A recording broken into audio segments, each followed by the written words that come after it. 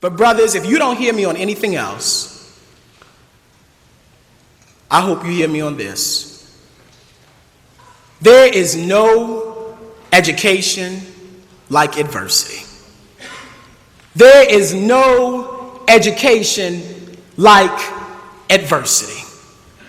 There is no education like adversity. I mean, there's some stuff, brothers, honestly, that you can learn about, you can be taught, it can be passed down, you can read about, and you can get that thing. But some stuff, you just got to go through. And it took me graduating from the house. I'm only 3 years out of the house. But and I didn't get it then, but what I was going through as a man of Morehouse was preparing me for my time as a Morehouse man.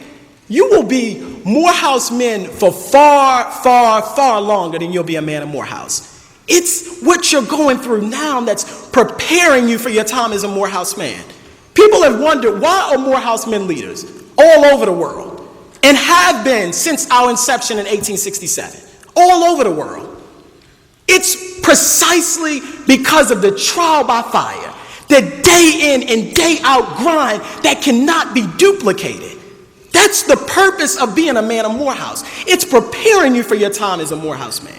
But people have forgotten the purpose, and they're focusing on the petty stuff, because the internet didn't work right. Or because the financial aid line in Gloucester was long, now they're rethinking why they came to Morehouse. Remember the purpose. Brothers, look around you. No.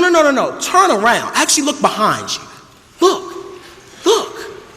In this chapel, right now, before us, are being made future presidents and pioneers, leaders of industries and science and mathematics, inventors.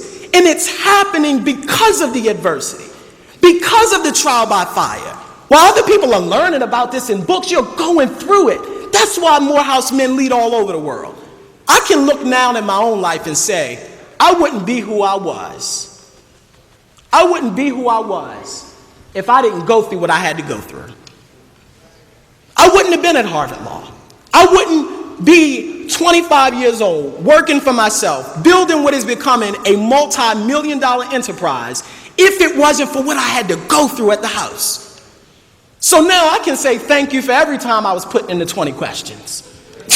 Thank you to all the people that hated on me. Thank you to all of the naysayers. Thank you to all of the obstacles, because had it not been for you, I don't think I'd be here today.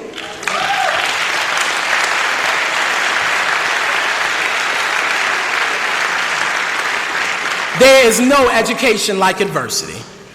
And I'm going to sit down, but I want to share this story. I want to share a story. How many of you heard of Sarah Breedlove? Raise your hand if you heard of Sarah Breedlove. Sarah Breedlove, this is someone who epitomizes your breakthrough being in your make-do.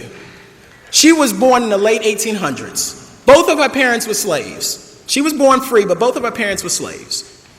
By 20 years old, she was orphaned, she was widowed, and she was raising 2 young children on her own, working as a laundry woman for 2 cents a day. This is how she supported herself and her 2 children. And to make matters worse, she started losing her hair because of a sickness. Here she is, supposedly the prime of her life, or what should be the prime of her life. Parents dead, husband dead, raising children on her own, no money, lost all her hair. And you would think she'd give up, that she would curse her situation, that she'd say, God, why me? Why me? But you know what she did? She went home when she would get home after working as a laundry woman, and she would mix chemicals in her sink.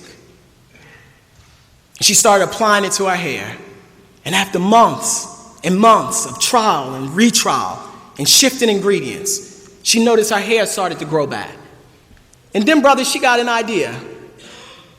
She said, how many people all over the world could also benefit from this? Brothers, Sarah Breedlove is who we know and who the world knows as Madam C.J. Walker, America's first self-made woman millionaire.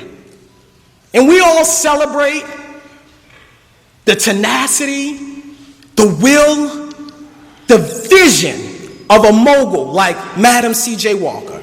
But you can't talk about that without talking about the tragedy, the adversity, the challenge of a Sarah Breedlove.